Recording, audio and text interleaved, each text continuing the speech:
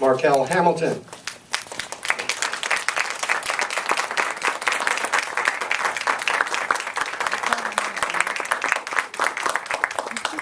Are you living your dream? Are you living your dream? Marquel Hamilton.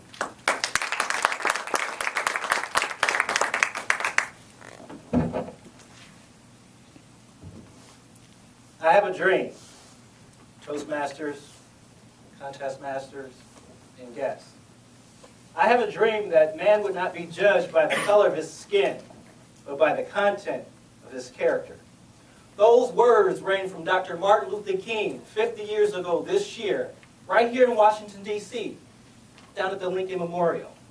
You see, Dr. King had a dream, and he lived his life pursuing that dream. I ask you, do you have a dream? Are you moving towards your dream? We live in a country where you can do and achieve just about any and everything you want. We have individuals that gave us that opportunity, our forefathers. If you don't like your country, you have an opportunity to change it through the vote that they gave you, each and every citizen of this great country. Again, I ask you, do you have a dream? I had a friend. He said he had a dream until life happened. I looked at him and said, life happened? Did it block your dream? What is it, an individual that was brought onto the Washington Redskins to block for RG3? I mean, what is this life thing that's stopping you from pursuing your dream?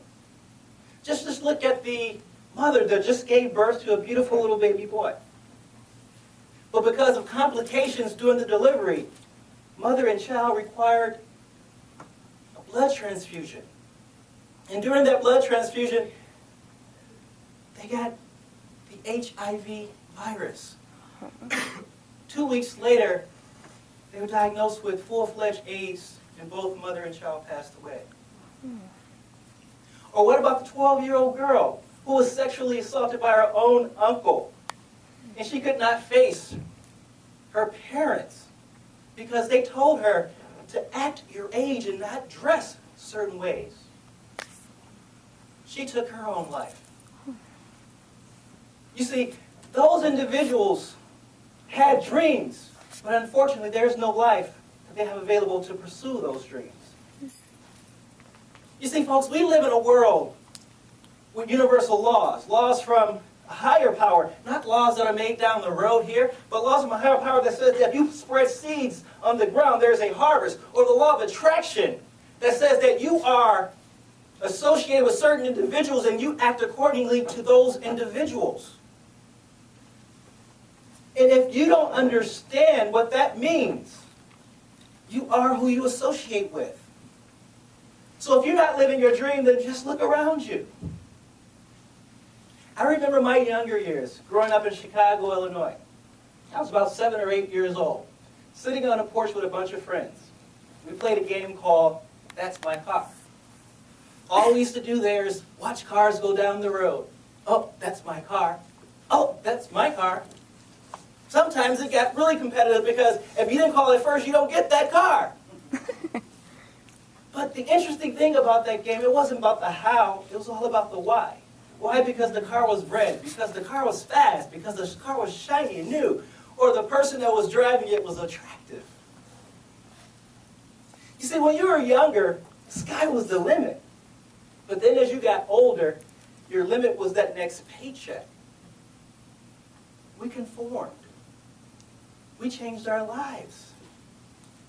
Les Brown, one of my favorite motivational speakers, says, in order to pursue your dreams, you have to be intellectually ignorant. Otherwise, this country will grab you, mold you, spit you out, and make you what it wants you to be versus what you want to be. I suggest this. Stop setting goals. There's too much in goals. You see, goals give you this try mentality. You can try something. If you don't succeed, it's okay. You try another goal. But rather than choosing goals, set a promise. A promise to yourself.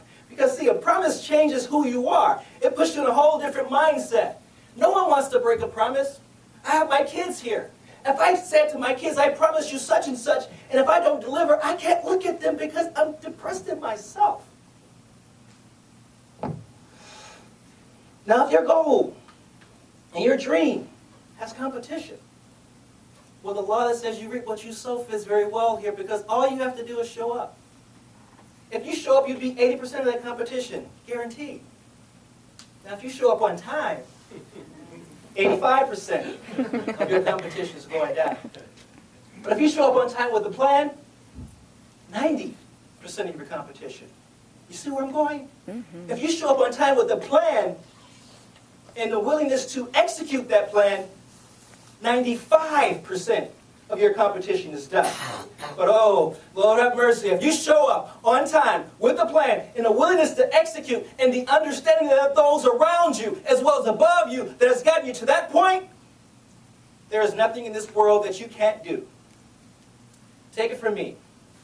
Ruby Hamilton's little baby boy from Chicago, Illinois, by way of Milwaukee, Wisconsin, that landed here in the most powerful capital country in the entire world, pursuing my dream to reach out and inspire. Remember when I grew up in Chicago? I would go to church.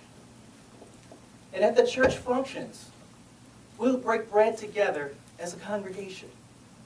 And when I went up to the line to get a bite to eat, there was always this sweet elderly lady. After I got my fork, my plate, and my napkin, she would always say, "Now, honey, when you're done eating, don't throw that fork away, because the best is yet to come." In that case, I'm still hungry. I'm waiting for the best to come. My dream. Mr. Contest Master,